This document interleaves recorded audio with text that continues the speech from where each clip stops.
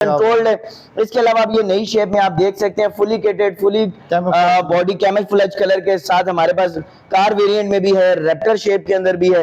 Raptor shape में भी आपको कैमोफ्लेज कलर मिल जाएगा, आर्मी ग्रीन कलर और ब्लैक कलर में भी आपको ये हमारे पास मिल जाएंगे।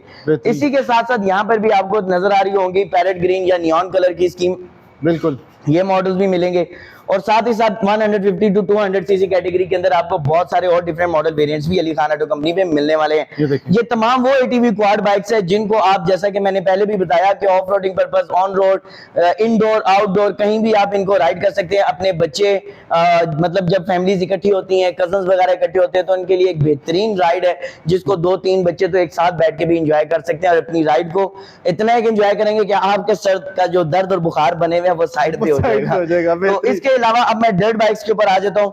ये वो डर्ट बाइक्स हैं जिनको 10 से 12 साल का बच्चा और मेरे जैसा बच्चा भी इजीली राइड कर सकता है। तो मैं भी इसको वैसे दिल करता है ना अली भाई। हाँ जी बिल्कुल, इतने मजे के बाइक हैं कि आपका दिल करेगा कि मैं भी इनको राइड करूं। इनको आप ऑफ रोडिंग पर्पस में भी यूज कर सकते हैं, ऑन रोड भी इसको राइड कर सकते हैं। इसके अंदर भी स्पीड एडजस्टर्स लगे हुए हैं